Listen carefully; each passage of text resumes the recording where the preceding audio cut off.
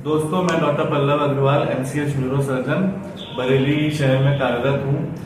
आज मैं आपसे डिस्कस करूंगा कि बहुत सारी रिपोर्ट्स में बहुत लोग आते हैं मेरे पास पूछने के लिए कि लिखा रहता है सीटी स्कैन ब्रेन की रिपोर्ट में हील्ड कैल्सिफाइड ग्रैनुलोमा, और इससे कई लोग घबरा भी जाते हैं। कुछ क्वैक्स के पास चले जाते हैं तो वो उल्टा सीधा उनको बोल देते हैं कि ये ट्यूमर है, ये गांठ है, ये कैंसर है, ये ठीक नहीं होगा, इसकी वजह से ही सब दिक्कत है। तो आज मैं स्पष्ट रूप से इस चीज को आप लोग को बता दूं कि जो हील्ड कैल्सिफाइड ग्रैनुलोमा होता है ये एज सच कोई बीमारी नहीं होती है।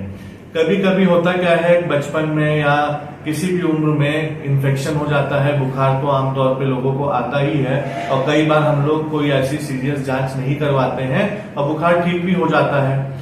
कभी कभी पेट में कीड़े होते हैं तो उसका दवाई ले लेते हैं, मगर बहुत दिनों तक अगर पेट में कीड़े रहते हैं तो वो दिमाग में पहुंच जाते हैं। तो कोई भी इन्फेक्शन अगर बॉडी में है, उसका कुछ भी कण अगर ब्रेन में चला जाता है तो ब्रेन में एक सेल्फ हीलिंग प्रोसेस होती है। तो वो सेल्फ हील करता है ब्रेन। आप चाहे उसकी मेडिसिन लें चाहे ना लें, अगर सिम्टम्स नहीं है तो क्यों लेंगे मेडिसिन।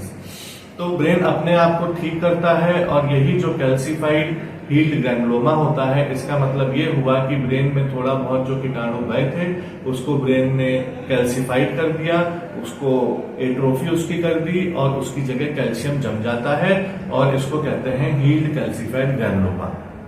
अब अगर ये बहुत ज्यादा नहीं है तो इससे कोई दिक्कत नहीं होती है, इसको हम लोग नॉर्मल स्टडी ऑफ ब्रेन ही मानते हैं, तो इससे घबराने की बिल्कुल जरूरत नहीं है।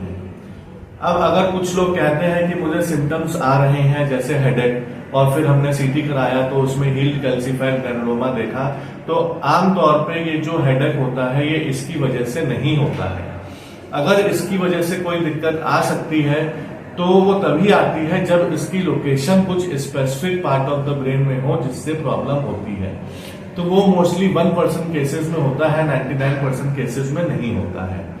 अगर ये थोड़ा बड़ा होता है साइज में और एक पर्टिकुलर हिस्सा ब्रेन का ये अफेक्ट करता है, तब इसमें दिक्कत आ सकती है, जैसे कि हेडेक हो सकता है, दौरे पड़ सकते हैं, एक हाथ या एक पैर में कमजोरी आ सकती है।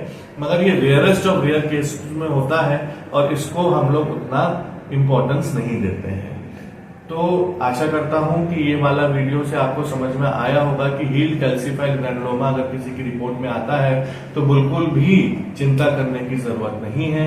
ये कोई ट्यूमर नहीं है, ये कोई गांठ नहीं है, ये कोई कैंसर नहीं है। नमस्कार।